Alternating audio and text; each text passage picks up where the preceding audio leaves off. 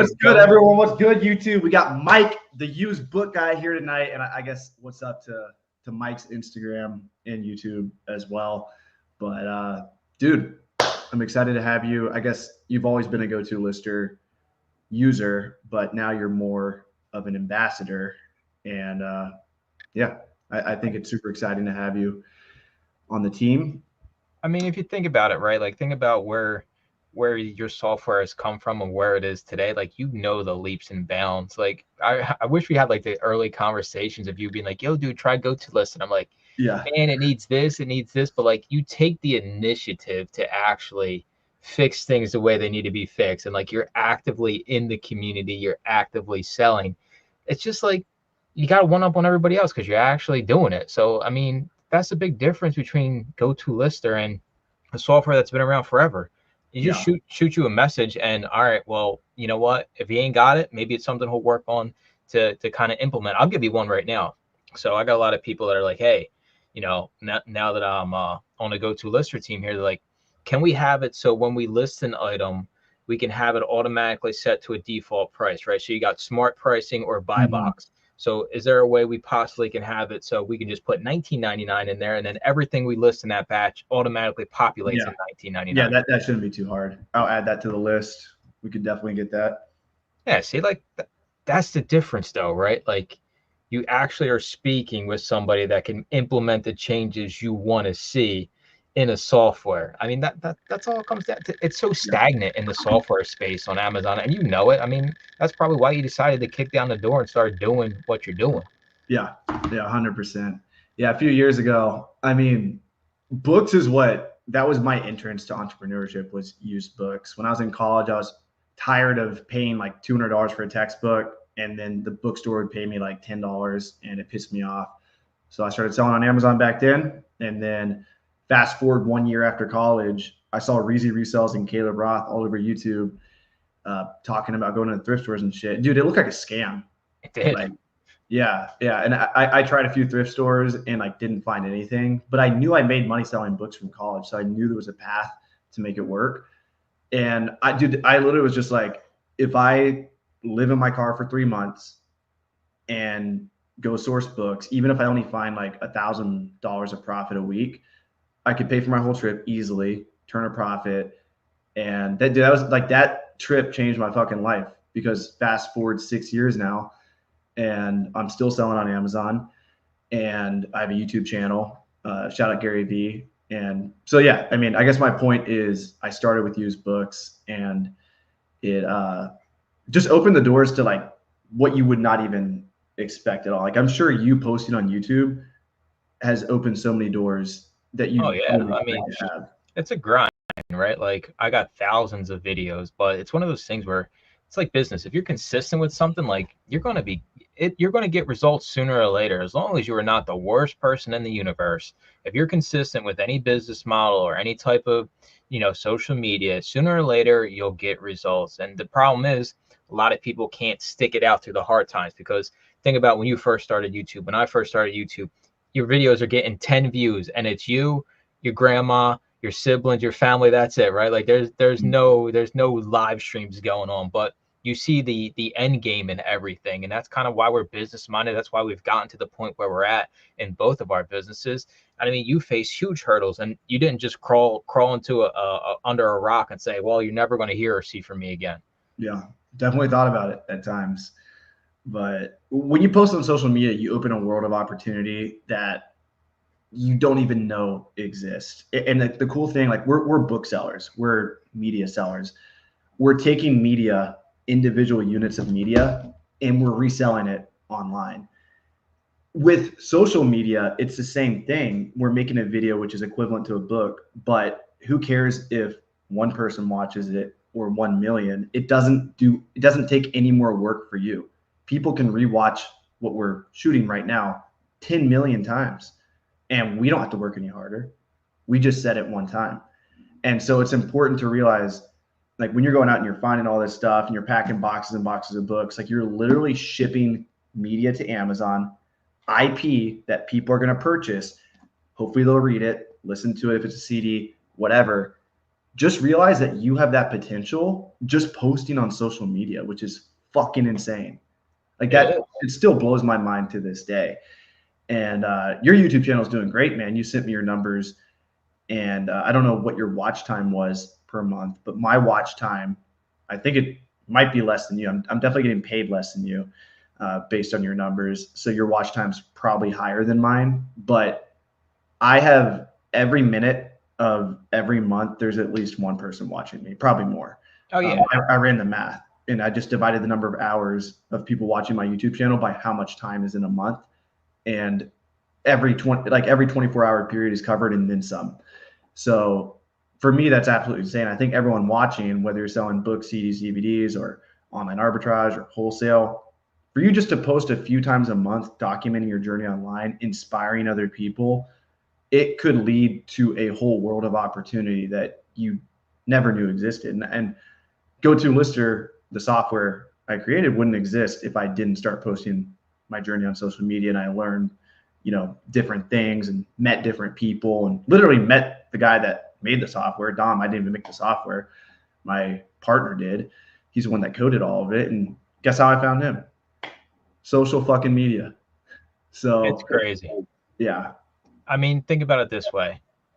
If you look at the revenue I make from YouTube, it's never going to exceed the reselling revenue. But I'm in the same boat as you, where if somebody can maybe get out of a job they hate, like I did, or get out of a financial situation, or being broke like I was, or being in the car like you were, right? That makes it all worth it. If you can just help one other person to get out of that situation, that's why we do this. It's not Yeah. it's not like we're getting rich off this live stream, right? It's to help somebody maybe take a risk, bet on themselves, and then all of a sudden the doors start opening, your life changes. I mean, personally for me, before I was reselling full-time on Amazon, I was dead broke. I had tons of debt. Now I got no debt. I live a different completely life because of the being out watching a YouTube video that you did an interview 6 years ago, and now everything, the rest is history. Yeah. Yeah. It's crazy, man. So we got Mike the Used Book Guy here for everyone from my channel. If you guys have any questions at all for how he sells, what are you at in the last 30 days? 12.5. 12,500 in sales, working about 2 days a week. Hey, dude, I'm the laziest thrifter you know, but hey, as long as the bank account goes up, you want to be in the thrift stores all day, knock your socks off. Yeah, and he's operating like a 50% margin. Yeah, So give or take. Yep. It's crazy because when I started thrifting, I always thought like, hey, you got to be in the thrift stores around the clock, right? Like you got to be in there grinding 4 or 5 days a week.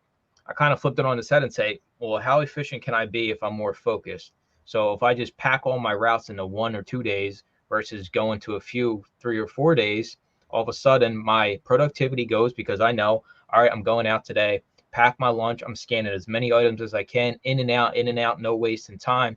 All of a sudden I get my time back. And not only that, my productivity goes up because now when I'm out, I'm focused. I know I got 12 stores I got to hit today, going in, scanning everything, getting out, getting to the next one. And the way you make more money in this is you got to scan more items that aren't scanned by anybody else. That's all it comes down to.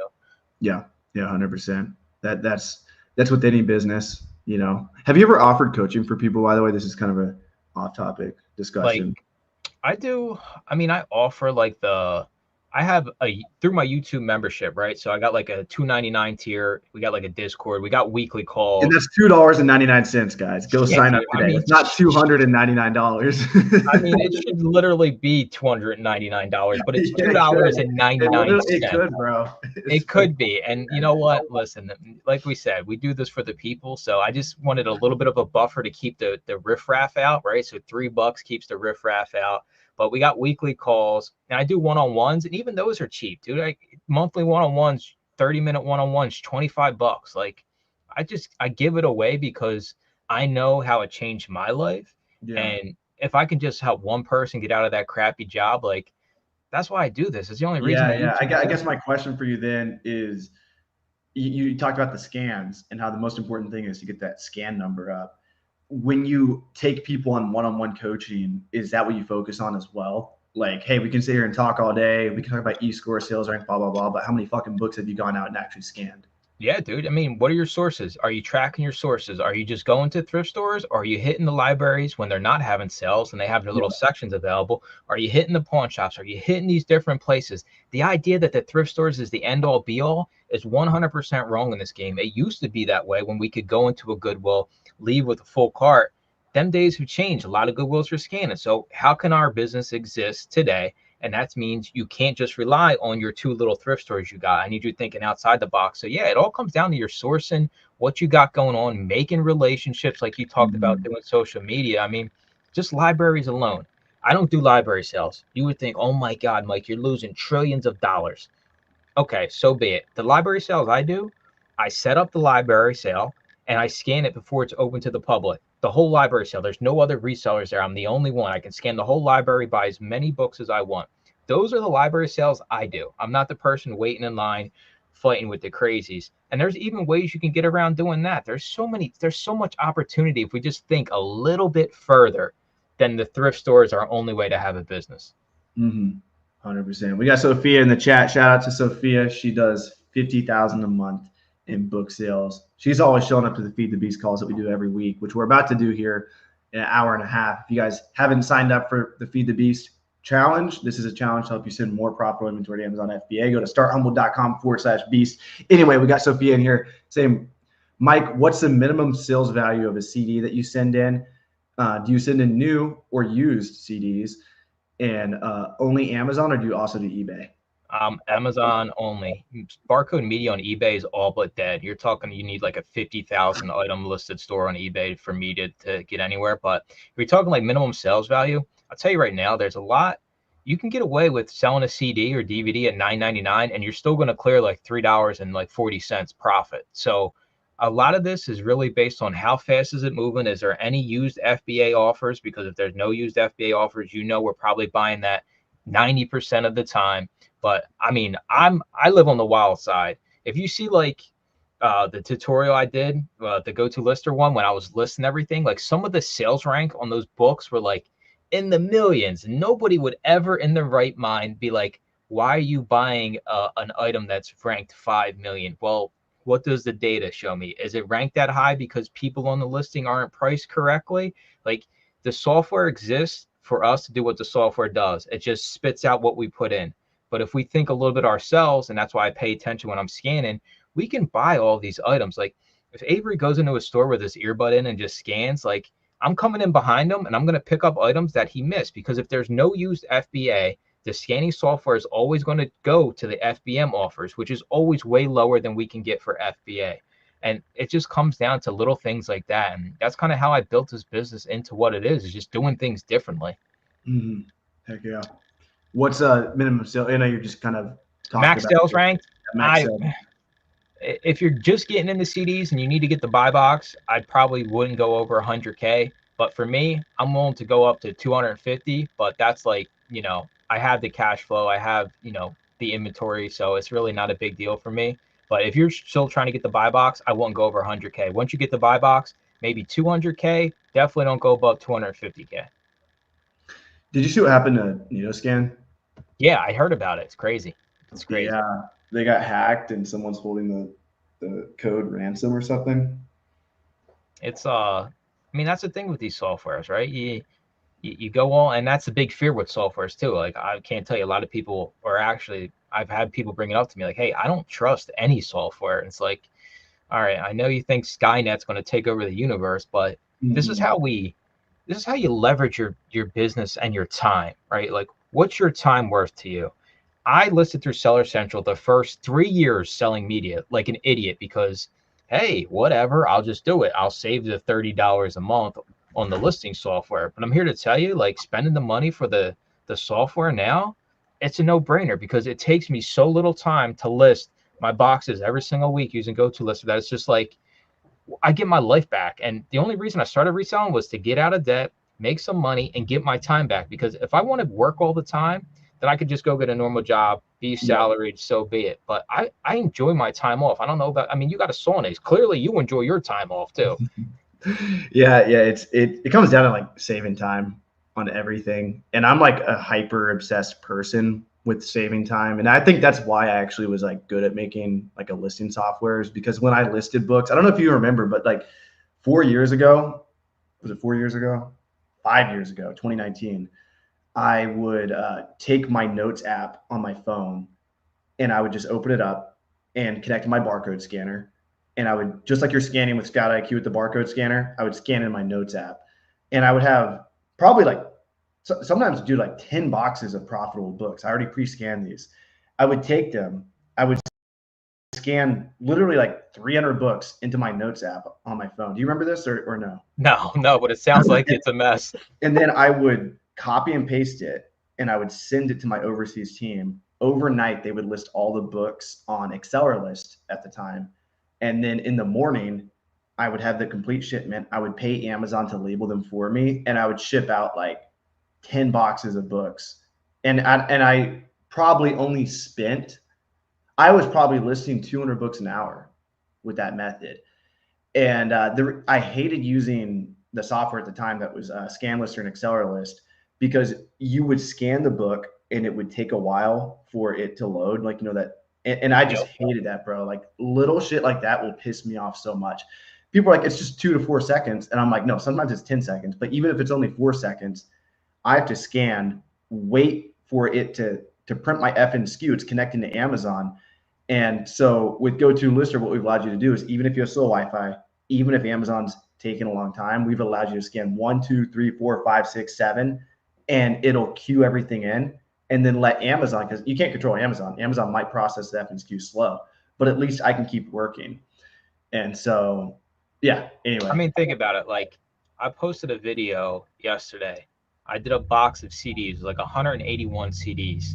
I think to myself, like, when I did this through Seller Central or another listing software, like, that would take me hours, literal hours. Just scan them all. That's it. The labels print. It's dude. I'm all about saving. And if you're in the mindset, because I know you kind of, I get pushback on this, right? Because I tell people, well, I'm only in this business 20 hours a week. And I think it's the wrong mindset to have, to be upset that somebody isn't reselling like 40 hours a week. We just have built processes, like Avery's talking about, using the VAs. We just build processes in your business that you develop that works for you. And everybody at some point, there's only so much time in a day to do this. So why not get some of your time back by taking advantage of different business aspects like VAs and software that's just faster? And I don't know, man, I'm all about my time nowadays. And I used to not care. I used to be the guy that just fiddle faddle in a thrift store, look at everything. I'm in the media. I'm out the door. I don't even care what's going on in the glass case. Yeah. There's like a few things you can tweak in your business just to like increase your hourly rate. Listings, one of them. Getting better at sourcing, repricing. Like, you can be a reseller that makes 10 grand a month profit, but you're working 40 hours a week. Or you can optimize listing, automate repricing, get better at sourcing, and then be like you, where you're just sourcing 2 days a week doing 12K in sales. You know, we got stupid face coming in here saying my girlfriend's beating me up. Been a day one Go2Lister user. Best and fastest software out there. Facts. Appreciate that, man. So, and we also have a mobile app too, for all the people that don't know about this. I don't even know do you use a mobile app at all? No, I just use I just got my ring. I got 2 ring scanners, so I keep one up here to list and I keep one down in the car for when I'm out. Cool. Well, our mobile app tells you what your profit is. So it's more of a stats app. So like, here's my stats right there. There's softwares that charge like $70 for this. It's free with Go2Lister. It breaks down what your sales are, what your profit is. This is factoring in your buy cost. Tells you what your average sales price is. You want to keep that average sales price as high as possible. Tells you what your sell-through rate is. As a bookseller, keep that above 50% or 20%, sorry, is what we recommend. 50%, I'd be retired by now, dude. I know, right? But other business models, 50% is actually kind of low, which is crazy. Yeah, it's crazy. But other business models, you do 100K in sales to make 10K. Yep. With books, you do, let's say 30, 40K in sales to make 10K. I think a lot of it is like figuring out what you want from your business financially and time wise, and what excites you. And for a lot of people, they start with books and they move on to bigger and better things. 100%. I can't tell you how many times people are like, hey, when are you going to start doing E to A, A to A? For me, I'd rather refine one thing really good and be the best I Yeah, possibly can be in that. And then, that's such solid business advice right there. yeah, I mean, that's what it is. Because if I get pulled a million different ways, dude, you know how it is. You can't give any two things Yeah, 100%. It just yeah, doesn't work that way. yeah. There's this author, Nassim Taleb, and he talks about choose your profession wisely because in your time off, that's what you'll be thinking about all the time. And dude, like that is so true. Like when you're in the shower, what are you thinking about? You're probably thinking about what you've done all day. So like these problems you have in your business, these issues you're trying to solve, if you're going one direction, then this direction, then this direction, if you don't have teams operating all those different things and it's just you're literally like a rabbit, going different ways and you're not focusing on anything versus, you know, purely focusing on FBA, books, CDs, DVDs, instead of doing like retail arbitrage, online arbitrage, wholesale, blah, blah, blah. You're not going to get anywhere. But if you focus on anything, wholesale, online arbitrage, books, whatever, if you just focus, then on your time off, your brain's going to be thinking of solutions to the problem. And you're just going to be going down this path that's eventually going to take you to success just simply by grinding. And dude, I have to tell myself this all the time because I'm doing private label right now, which is a new business, but my wholesale business is doing really good and it's been going good for like 2 years. So that's proven. I have a team operating there. Obviously, Go2Lister is a business I'm doing. And then I just sold my book business to focus on Go2Lister. I literally I'm trying to take myself and narrow, because anytime you narrow your focus, that's where the results are, you know. Yeah, I don't even think you got to have like the same business model to gain stuff from people. Like I feel like people are so short-sighted when it's like, oh, Avery does wholesale, so like I'm never going to be able to take anything from what he says. I'm the complete opposite. I think almost getting ideas from people that have different business models and seeing how maybe I can implement something that he does or somebody else does that has a completely different business model to maybe make my business model better. We got to get past this idea that, oh, well, if they don't have the same business model as me, then I can't learn nothing. I think that's completely wrong. Yeah, no.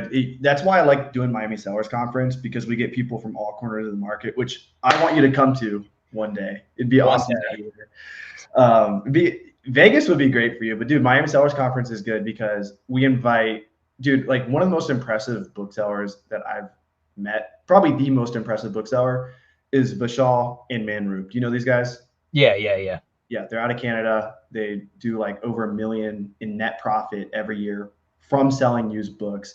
They started in 2020.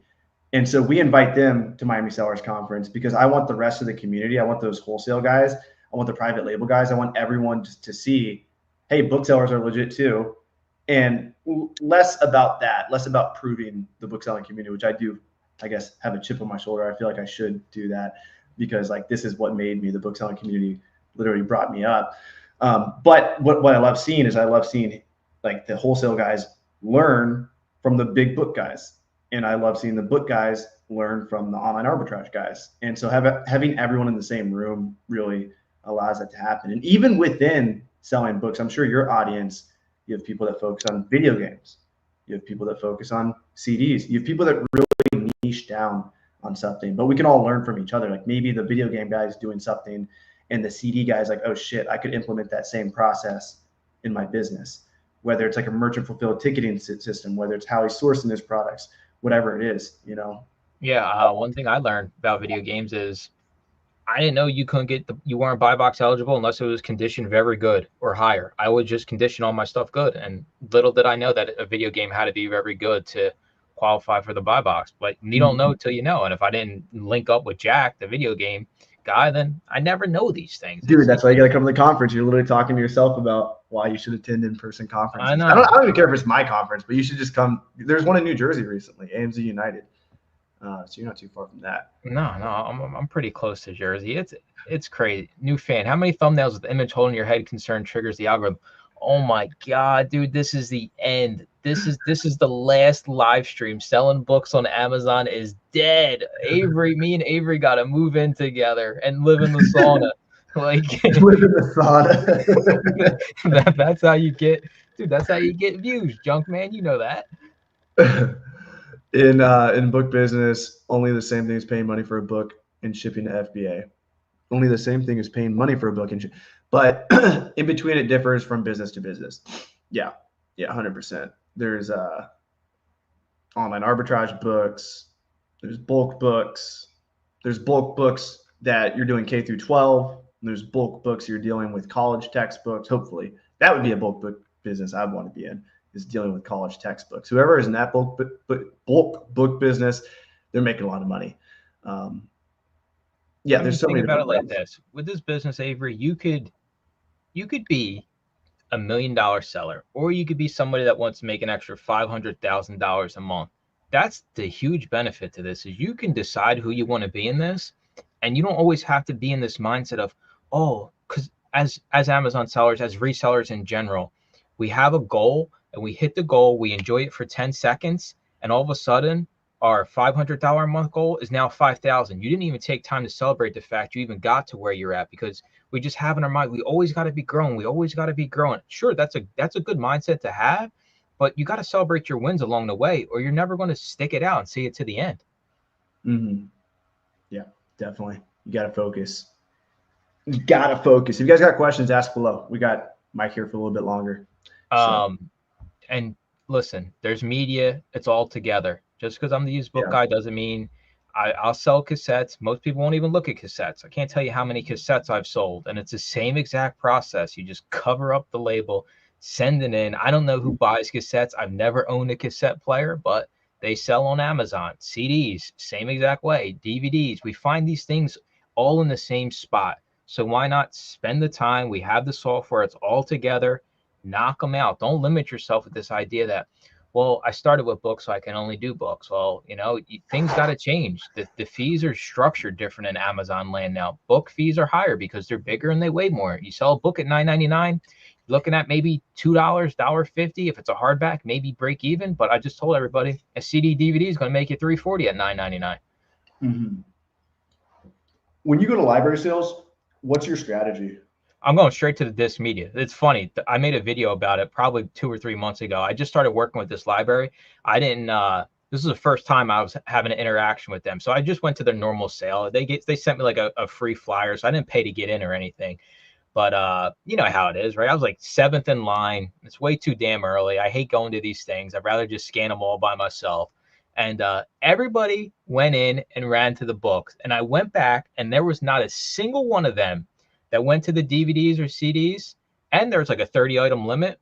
I got my 30 items. I'm talking complete series, Sherlock Holmes, whatever you want, $1 a piece in 15, 20 minutes. And I turned around and I relished in the fact that all of these crazy booksellers had half a bag full, if that, and are fighting over scanning. Every single library sale I ever go to in the future, if they have media, I'm going there. And if they don't have disc media, I'm going to self-help. Let the crazy people run the history. And don't sleep on the kids' books. A lot of people are like, I don't want to scan the kids' books. Go and fill a bag day, $5, fill a bag, and scan every one of those stupid little kids' books and thank me later and just send me a commission check in the mail.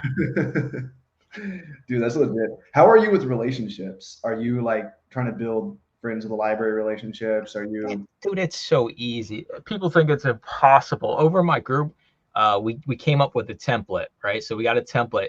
You don't even got to, Avery, you don't even got to call these people. You don't got to put on your suit and tie and walk in anymore. You can send a damn email. You can literally get forever relationships with libraries just by sending an email. I have done this. Like I have libraries that I work with forever now because I sent one generic email saying, hey, here's what I do. I will pay for your extra books. I will help you set up the library. It's so easy, but for some reason, yet again, we can't get past the thrift store mindset. Like we can only live on the thrift stores. Yeah, that's awesome. That's golden advice. We got Misa saying, do you bubble wrap cassettes with the case, and does it matter if the cassette cover is dirty? Hot take, no prep. Even if Amazon wants you to bubble wrap your DVD or CD, don't waste time. It's just because they had a return and for some reason it flagged in the system for bubble wrap or polybag. You're not wasting no time with this. It might seem, I always tell everybody, when you first start reselling, like every book is like your firstborn child that you're sending away. As you scale, you don't want to waste time doing this. I don't prep anything. I don't test any CDs, DVDs, cassettes. There's no test in these things, right? What's the worst that can happen? Avery buys it. It comes back. He returns it. He says, oh yeah, the cassette sucked, 1 star. Okay, we take 2 seconds, go in, delete that feedback every single time because it's an FBA item. I know it seems like you should, oh, I really want to take care of my items so it gets to the customer safely. Amazon don't care about this, and honestly, the customers don't care either. So I don't waste no time prepping anything anymore. You know what's funny is like I realize that I'm really reckless with books now. Like if I have a book and I read a lot of books, so whenever I'm reading or something, I'll just throw it. And then some people look at me like, "Dude, what are you doing?" And I'm just like, "Bro, you have no idea." Like I've processed so many books. I've been in so many book warehouses where you just take the book and throw it across. And the idea that Amazon is going to take your book and preciously hold it and put it somewhere, like, no, in that factory, those motherfuckers are throwing your shit around, So when you have bad feedback on a condition of an item, Amazon will a lot of times just take it away because they're like, shit, it's probably our fault. There's a high chance it was a carrier or it was our employee or the carrier going to the customer. There's a high chance it wasn't Mike or Avery. There's a high chance it was us. And then not even to mention commingling inventory. They mix your inventory sometimes. So, yeah. 100% of the time. I have 100% feedback, and I've been selling on Amazon for roughly 5 years now. And every single negative I've ever got, I'll tell you right now, I'm sure I was at fault. One of the ones I got was, hey, this was supposed to have Lion King 1 and Lion King 2. And I guess I didn't check it or I missed it, and it only had Lion King 1. It took me 2 seconds, deleted it. They take responsibility I'm not saying be a scumbag, right? Like, I'm not sending in like completely beat up items, but just realize that you, at some point, as you grow your business, those little things that might seem like they mean a lot now really don't mean a lot on the back end. 100%. Add eScore to Go2Lister. That's actually on the list. We're experimenting with that right now. So who knows? Maybe we'll have it in the next few months. But we got some really cool stuff cooking on the back end for Go2Lister. A lot of cool stuff. What kind of kid books? Do you have a particular type of kid book? You look go for the skinny hardbacks. Okay. Skinny hardbacks. I'm telling you, most of them don't even have the dust jackets because it's the same on the kids' books. Usually the dust jacket's the same exact that's actually printed on the actual hardcover book. Those things, most booksellers don't even mess around with the kids section. And there's so much money to be made. And a lot of that stuff sells quick because people like reading those books to their kids at bedtime. And I think it's a completely, I know it's messy, right? You see the kids' books and you're like, dude, I'm going to be here for like 10 hours. But especially if you got competition, that's another way you can find some items. And the library sales, ain't nobody running into the kids' books. I'll tell you that. You'll never see that in the history of library sales. Yeah. I always saved the children's section for last at library sales just because I knew nobody would go to it. And so I'm like, okay, everyone's going to go to the textbook section, which is usually where I would go to. And then, dude, when I was like traveling the country, I wasn't even doing CDs and DVDs. If I was, I probably would have made so much more money. But I just was like, oh, it's too hard to get ungated. It used to be. Get ungated. People on YouTube were saying, shout out Reezy Resells, lying to me, telling me that I had to spend $40 per DVD to get ungated. I didn't want to spend that money back then. No, dude, it used to be. Maybe that was true back in the day, but like looking back, I'm like, were these guys just lying to me? Like, no. I mean, maybe they were, but I'm pretty sure you had to go through. Were they gatekeeping? Were they just trying to? Maybe, man. Now all you got to do is go to christianbook.com, buy. You can buy a CD or DVD for $5. Yeah, dude, $20, $30. If you want to do CDs and DVDs, you're talking $60. It used to be EE Entertainment, $40 a CD, $40 a DVD. It's just, there's so much opportunity. Yeah, you'd have to have a LLC, a reseller's license, and all that. Now all you need to do is go to christianbook.com, order 10 units of the cheapest CD you can find. There's no minimum price. And then also 10 units of a DVD. Upload that to Amazon. Just make sure your address matches the receipt, and boom, ungated like that. Dude, you're done. It's crazy to me. Do you resurface your CDs and DVDs? I have a resurfacer. It's called a JFJ Easy Pro. So my way of using this thing is I bust it out once a month. So I go out source. I make sure the actual disc is in there. If it needs resurface, I throw it in a pile. Once a month, I come and resurface it. It's the cheapest one out there. It works the best, in my opinion. It's only $200. You don't need one of these $1,000 machines. And you literally, I run it for 10 seconds, and it'll clean up any DVD, CD, video game you have. 10 seconds, that's all it takes. Wipe it down. It's good to go out the door. This The scratches are just surface marks, but like, you don't want to, if a customer flips it over and they see that it's all beat up, they're just going to return it automatically. It still can work, but you can't get crazy with it, right? It's another one of those things where if it's got a little scratch on it, you can't be resurfacing every single DVD and CD. It's got to be pretty beat up. And I grew up in the time of CD players, so like I know these things can take a beating and they'll still play. So yeah, it's only $200. I always tell everybody, don't buy it until you got enough profit sitting there to justify it, right? You're not going to go buy it if you don't have any scratch beat up discs. And I even thought about this as a business model. What if you just bought scratch profitable DVDs and CDs off eBay and then just resurfaced them and sold them on Amazon for profit? Yeah. Do you do any eBay to Amazon?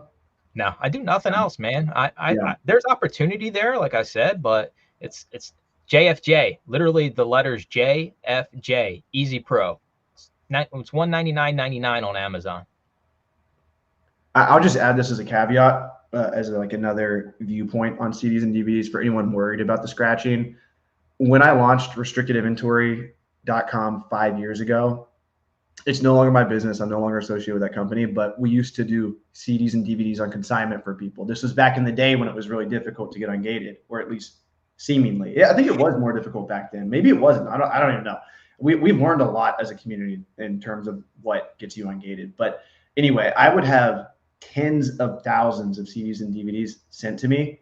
We would never clean any of them, and we'd sell all of them. And then just like you're talking about, customers complaining about this condition or that condition, we would always get them auto removed. My feedback was always really good. So for anyone running a bulk operation, perhaps it is best just to cut them loose. Clean them, like, is it worth paying an extra 3 times in labor? Like, is it worth paying 3 times as much for labor?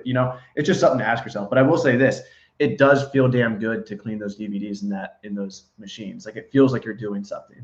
Yeah. There's so many things that are like that, right? Like what's the point of, condition notes? Who has ever bought something on Amazon and read the condition note, right? Like there's so many little things you really think to yourself, well, at least I feel a little bit better. I can sleep at night knowing that at least the condition note was in there, even though they didn't read it. Because you get those. Yeah. I bought a new Mariah Carey Christmas CD and this one was used, and it's like, well, no, I clearly have it listed as used. You're never going to be able to please everybody, and people are never going to pay attention. Stupid Face is asking, did you get that shiner from coaching wrestling? I coached wrestling yesterday. I'm starting wrestling season. Dude, he looks pretty beefy, dude. He might be able to take you. I don't think so. I don't know, dude. Do I know you, Stupid Face? It's so funny. He's not even flexing, and he looks like he's bulking. Those traps are popping. But I got the wrestling. But no, this is actually from jiu-jitsu. Last night, at least it might have been from this lady, dude. This lady actually tapped me out last night. It's kind of embarrassing. Went to jiu-jitsu practice. She grabs me. We're wearing the gi, which I don't like. It's what you put on.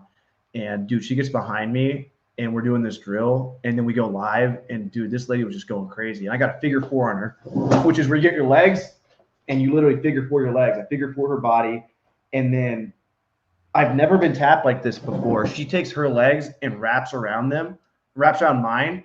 And it feels like my ankles are going to fucking break. And I tapped. It's like the second time I've legitimately been tapped by a woman. And she was probably like 45, 50 years old. Dude, so, it's the same way you relate that to business, right? I got people over in the group that are over 70 years old that are doing over 50 grand a year on Amazon. Like you don't know until you actually just do it, right? And you're always going to be learning. Like, sure, there's some people out there that are #1 undefeated champions of the world, but there's only one of them, right? So like, until you're that person, you're always going to be learning things, whether that's, your jiu-jitsu. There's a lot of humility in business that I think this is one of the biggest things I struggle with is sometimes it's hard to stay in the game because you have defense mechanisms that arise to pull you out of the game. So like when you're trying to focus on one thing, you see someone else doing so much better than you. And then your brain goes, well, this isn't working for me the same way it's working for them. Therefore I suck. Therefore, I'm going to stop, versus having the mentality of what can I learn from this person? What are they doing differently from me? And usually it's actions. You can take whatever they're doing and put it in, like, you can literally break down a book business. You could work backwards. Like the guy in Canada doing $1 million a year in profit. Well, okay, how many books is he selling? Where is he getting those books from? How is he listing the books? How is he sorting the books? And if you just do all the same things he did, you're by default, you're going to get the same results he does. Is it hard? Yes, you have to find books as good as the books he's finding. You have to get the warehouse. You have to do that. You like whatever it is, But I think that's a hard thing in business is what I noticed is like when I wrestled in college, I was always the best in the team in high school, and then when I got to college, I was with savages, and they were so good that I was one of the worst on the team, which I was still really good. I still had a winning record, and I joined theater because I didn't want to. I was like, oh, I got to do something. I got to get good at something else. My ego needed that. Versus like I look back at that time and I'm like, oh, I should have like doubled down, even though I suck compared to everyone else. I should have practiced more. I should have. Oh, Roger, that I'm way worse. I'm way less talented. I'm behind. Therefore, I need to work 3 times as hard as this person. And so when you see someone killing it in Amazon, don't ask yourself, like, don't have these defense mechanisms of, oh, I have a job at this or that, or I have a family. Like all these excuses will come up. Ask yourself, what are they doing differently than me? And what can I do to replicate the results? And usually it comes down to just replicating what they do. As simple as that sounds, as hard as that sounds, like there's a fucking way to get it done. And a lot of times we just don't want to stay in the game. We want to leave the game. You got to be around like-minded people, man. And I wasn't on board with this mindset when I first started Amazon. Like I was a person who was always comparing myself to the next person. But being around like-minded people that want to succeed, right? If I'm hanging out with Avery every day and he's like, yo, Amazon sucks, his business sucks, like, of course I'm going to start thinking to myself, this sucks, right? Like I'm not getting results. And then like, you got to be around positive people and don't be afraid to ask questions, whether that's in the Facebook group or, I'll be doing the monthly Go2Lister Zoom calls where you can ask me anything about selling on Amazon. Go2Lister.com, baby. Sign up. You'll get the emails. Mike's doing it for free. It's crazy. That. Like we can grow so much, and comparisons are always going to be there. You just got to limit yourself with how much you compare, and don't always feel like you got to be growing, right? I accept the fact I'm never going to be the $1 million a year bookseller. I'm A-okay with that. That's perfectly fine. You don't have to be one of these crazy people like me or Avery living out the car. And, I got plenty of people in my group that do well over double my sales. Am I like beat up about it? Like, oh no, I'm like, good job. Like, hey, let's keep it going. Let's keep it going. Dude, I think something you realize once you start, and by the way, he says he's 235 pounds. I'd still take you, bro. Come down to Miami Sellers Conference. Let's meet on the beach. First takedown.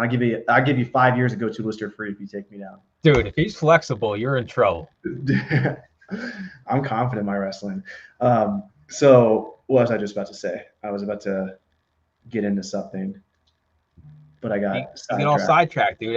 Anytime somebody wants to my brain just went like, all right, how am I gonna? I can't do the double leg. He's gonna sprawl on me. He's pretty big. Yeah, you're already ready. Like 5 years free Go2Lister. Like you're already just giving everything away. it'll come back in a second. Romer likes to be tapped. Depends on the person. Sounds like a good first date. Y'all funny. Romero got manhandled by a granny. Yeah, I did. Good thing it's not on camera. Hey, now next time if you're in that same situation, it ain't gonna happen again, right? It ain't gonna happen again. I almost did it. I almost got the figure 4 a second time just to see, but I was like, hey, let me just chill out a little bit, be smart, not do it again. But I will say I'm undefeated against Amazon sellers. There's not been one Amazon seller who's been able to take me out grappling wise. But that brings me back to my point. It came back. I don't know if you've realized this or not, Mike, but something I realized posting on social media, when I first started, I didn't know anybody. And so when I started posting on social media and I went to my first conference, which this is why I'm such a huge believer in conferences. I met Reezy Resells in person and I met Caleb Roth in person. And that was like the start of my social media kind of not blowing up. I didn't blow up till Steve Rakin. Shout out Steve Rakin. He put me on his YouTube channel. I got like 1,000 subs on YouTube pretty quickly. But then what happened is I went from being the only person I knew that was legitimately making money online. And my cockiness level was like through the fucking roof. I had 5,000 Instagram followers. I was just like, dude, I'm a fucking genius. Like I'm taking used books and I'm turning them to cash. None of my friends are doing that. No one from college is doing that. Everyone else is slaving away at their jobs. And I'm out here living the life I want. I felt so good about myself. But I was making like 5 to 10K a month, whatever. And I was probably making less than that. Like when I first started, like 3K a month, 2K a month. And as time went on and I posted more and more on social media and became a teacher in the space, I've been exposed to everyone in the game killing it. I've been exposed to the best wholesale guys. I've been exposed to the best PL guys. I've been exposed to booksellers who started in 2020 after I started and are now doing $1 million a year in profit. I've never done $1 million a year in my used book business. That can hit your ego. It's like, what am I doing wrong? What are they doing differently than me? And so I like to equate it to this. I'm like an antenna. You're always an antenna. But back in the day, I wasn't getting much exposure to anything. But as I posted more and more on social media, I got exposed to everybody. And really what hits you, there was a college wrestler, a high school wrestler of mine who went to American University or whatever the name of the college is, the military one. And he eventually, he was the youngest. He was like 4 years younger than me. And there was another guy that was like 2 years above me. And I guess he redshirted or whatever. And they ended up having to wrestle off 1 year. And he was a freshman. This guy's like a redshirt senior. And he's finally, trying to start. The freshman beats him. And he just freaked out. And so when you have somebody younger than you come in, and this is what happened to me, I saw all these young cats come in, and some of them just immediately surpassed me in some level, whether it was like online arbitrage, wholesale, just sales on Amazon, just seeing them fucking go to the moon. Dude, that was hard for me for a while. I was like, what am I doing wrong? And then like, once you're exposed to everybody, I can compare myself to other softwares. I can compare myself to other Amazon resale. I can compare myself to other YouTubers. I can compare myself to literally everyone. When I go to jiu-jitsu practice, it's a jiu-jitsu guy. When I go to salsa class, it's a salsa guy. And then all of a sudden, your comparison mind can really warp your reality of what's real. But I like to look at now, and Gary Vee always talks about perspective. Now I have this perspective, or I try to keep this perspective of how fortunate am I to be exposed to so many talented Amazon sellers, the up and coming Amazon sellers, the OG Amazon sellers. How fortunate am I to be exposed to all these software company owners? And like from one perspective, I'm like, oh, this person's doing better than me. This person's doing better than me. And like that's like the negative way to look at it. But the positive way to look at it is like, wow, my network's so vast and so big. And I have literally people are just giving me stuff all the time. And I can call anybody and get answers. And that's the other side to it. So I think it is like, this is like first world problems 100%, but it is difficult when you're coming up and your antenna gets exposed to all the talent in the space and you're a competitive human being. Then you start comparing yourself to everyone. And that's like the ultimate path to unhappiness. And that's why I think it is really important to get perspective on where you're at. And then at the end of the day, focus on what works for you and be grateful that you have people around you that can show you the way, There's always going to be somebody else to compare yourself to, right? Like you compare yourself to me, you surpass me in subscribers, right? Well, now I'm old news. Now you're going to find another me that you're going to compare yourself to that's got a little bit more. It's good for it to motivate you, but like you said, it can be a deep, dark hole you drag yourself down when you're always comparing yourself because you're telling yourself you're not good enough when that's not the case at all. You've achieved what you got to do. You're just trying to build upon it. Just because somebody else is doing something more than you, that doesn't mean you're garbage. It could be the complete opposite. Somebody could be doing more sales, have more subscribers, and be making less money than you, right? Yeah. There's so many other things you don't know when we compare ourselves to one another. Yeah. It's not fair to yourself or the other person to compare to. Yeah. It's like, do you want to be a big fish in a small pond? Or do you want to be a medium size or even a big fish in a big pond with other big fish around you? Yeah. And iron sharpens iron. We're in this community together. And I think we can learn a lot from one another. And I think most people underestimate how much money they can make selling on Amazon. I think most people underestimate what they can accomplish in entrepreneurship as a whole. And I recommend everyone out there post on social media, put your journey out there, fuck up, make the mistakes, go all in on your business. And then if you also document it at the same time, like you won't believe the opportunity and the exposure that you get. Cause I know personally, like I've gotten so much from posting on social media. So if you guys do post, make sure to tag Mike the Used Book Guy on Instagram. And comparison is the thief of joy. Yeah, you're right. I mean, even if you compare yourself to yourself, like we talked about it earlier, your goal is to do 5K a month, and then you hit 5K, you say, wow, good job, Mike. Now I want to do 10K. You don't even got a chance to crack open a beer and say anything, right? You're just like Yeah. on to the next one. Like you're immediately back down to the bottom. You don't even Yeah. celebrate the fact you got there. Yeah.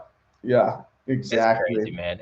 When you really start thinking about it, I do think there still is opportunity for somebody today to go open an Amazon account, sell media full time, and one person operation can easily do six figures a year if you really put in the time and the effort. Because I'm telling you right now, there's people that are doing it. I know them. I have conversations with them on a weekly basis. It's still possible out there. You just got to think a little bit outside the box and realize there's going to be sacrifice, right? Like you were in the car. I was working full time. I had to drag my wife to the thrift stores on my days off. There's sacrifices that have to be made if you really want to take something seriously and make this huge change in your life. So just be prepared for that. It's not going to be all wins all the time. You're going to have setbacks, but as long as you just keep your eye on the prize and you're willing to put in the time, dude, the sky's the limit with Amazon. I still don't believe when I can go into a thrift store and leave with hundreds, thousands of dollars of profit. Like, how is this even possible that I can do this?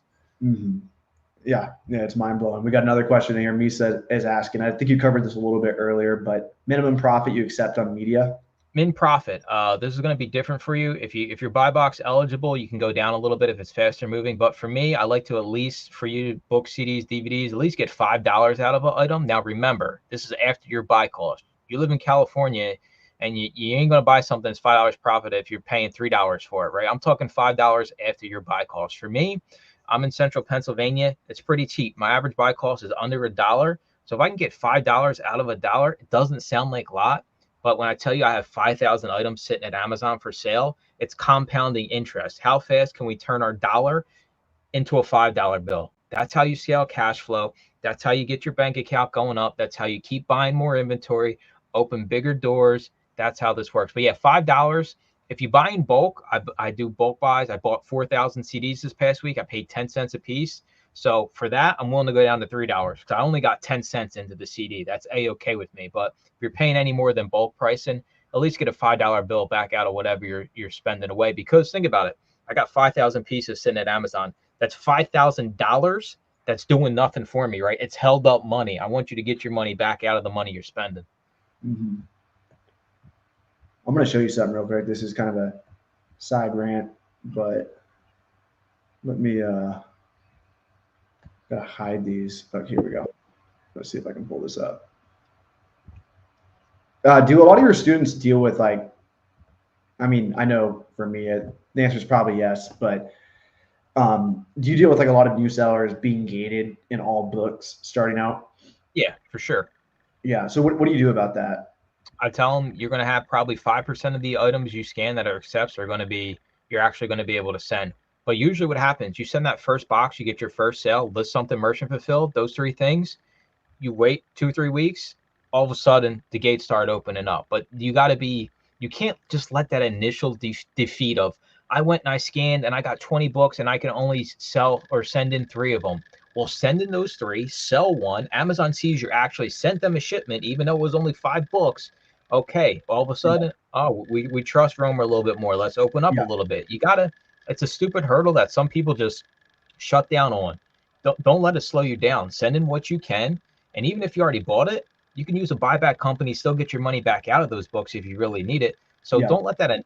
It's everybody. Everybody that starts selling media now, you're going to have gates in the beginning. I'm here to tell you, it's a hurdle that we're talking about. Most people aren't going to deal with. So just by you sticking it out and selling a few and opening those gates naturally, you're already ahead of 75% of the competition that quit because the first time they went out, they couldn't send in 75% of the stuff. Yeah. So check this out. This is a new feature for Go2Lister. This is actually made for people using prep centers. So if you want to use a prep center, use Go2Lister for faster check-in times, to have your profit analytics, all of that, you can. And so we created this feature for prep centers to be able to bulk upload your inventory, which is what they wanted. But a cool side effect of this is you can actually upload a bunch of books that, if you look here, I downloaded 299 books from Keepa from the seller Better World Books. And I just got these are all different publishers. So 299 different publishers. And I created this Excel file. And so you can upload it to Go2Lister bulk upload. Now, when I click on upload, what it's going to do is list 299 books. And so if you're a beginner seller, a lot of these are going to be gated. And so this is automatically happening. You can see it's already listing these 299 one by one. So all you need to do is keep Go2Lister open, upload this Excel sheet, which is 100% free. If you guys want to check it out, go to my last YouTube video. I literally just posted like an hour ago. And now what's going to happen is any book that you're gated in is going to pop up in this error queue over here. And you can click on apply for 299 brands. And of course, the ones that you can already sell are going to be listed. And this is an FBA shipment. So you don't actually have to send this. Don't send it. Otherwise, Amazon's going to think you're sending them a bunch of inventory. This is simply to easily get ungated in some of the top selling publishers out there. So I know it's a huge pain for beginner sellers starting out. So this is something you can do. And again, all you got to do is go to my YouTube channel, look at the last video I posted, how to get ungated fast in books. This is a 100% free method. All you need is a Go2Lister account to bulk upload all these. Now all you do is click on apply. It opens up Seller Central, and you can quickly apply for 299 brands. So, do you check every book you get through Books Run, or only textbooks that buy them from thrift stores? I personally run all my textbooks through like buyback companies, so I'll just use Book Scouter. I personally gave up selling textbooks on my account. I'm not saying that you shouldn't do it. I'm not saying, you know, either way, but for me personally, I want to be as risk adverse as I possibly can be. So I'll scan a textbook. I sent one in 2 weeks ago in a YouTube video, scanned it, sell back your books, give me $20 for it. I paid $1 for it. Just goes in a poly bag out the door. They give me $20 PayPal. That's what I do with textbooks. But if you do sell them 100%, you better run every single one of them through Books Run. Yep. I think that's so smart. Is the $1 low inventory fee killing you? It might be killing Romer, but it doesn't affect most media. So like 99% of media, and I'm sure Romer's got $1 to spare on his wholesale stuff anyway. Yeah, it's not affecting us too much. So everyone was freaking out when that fee came out. Yeah, dude, everybody always freaks out, but it's good for YouTube content, right? Because then we can make our clickbait videos like, oh my God, like, this is the end, right? Like we're always adapting, and we're always getting smarter in business. Yeah. So I just uploaded the wrong thumbnail on my channel. Don't fix that. You'll be fine. All right, guys, I'm gonna hop in the sauna real quick. I got Feed the Beast call coming up soon. So yeah, let's wrap it up. Go2Lister. I'm going to be doing monthly coaching calls. We're going to be doing this every single month too going forward. I got tons of content. Like I said, I literally just priced 180 CDs in the last video using Go2Lister. So you guys can see exactly how I use the smart pricing, how it actually works, what I'm changing from it. There's so much knowledge out there around this. Like, let's get together. Let's all make a bunch of money. We don't got to gatekeep nothing. There's plenty of books, CDs, DVDs out there. Yeah, I mean, listen, I'm all in, dude. I don't know about you. I know you're all in. I already know that much. But, I mean, let's get out there. Let's get inventory, bro. My old business, I no longer have it. I literally sold it so I could focus on Go2Lister. Shout out restrictedinventory.com. Grind hard, well done, sir, and welcome to no longer my business, but it's in good hands. Omer has it now. So if you guys do have restricted textbooks, I do think restricted inventory is one of the best solutions. If you have like $100 textbook, oh yeah, for sure, restricted inventory, they are going to pay you $80. $80, yep. They only keep 20 for themselves. They only ever keep 20 max. If you send a $10 profit book, they split it 50-50. So oh yeah, and Books Run, I think that advice you gave on Books Run, shout out to them as well. They're the official sponsor of my YouTube channel. Dude, that is like, it's one of those things people don't realize how good of advice that is, because you've probably saved yourself from an account shutdown. You've probably saved so many of your followers, but don't send in books that say highly likely counterfeit on Books Run. You don't have to run every single book through it, but just run textbooks through it. And in the future, that's actually really high on my list, is when you're listing with Go2Lister, we're going to have that Books Run counterfeit calculator automatically pop up. So that's what I'm saying, dude. You know, the only one changing the game here in the software space. So, I mean, I'm not going to say it's easy because everybody else is asleep at the wheel, but I mean, you're going to be knocking them out the park here real soon. Heck yeah. All right, Mike, thanks for coming on. All right, everybody have a good night. Thanks for hanging out with us.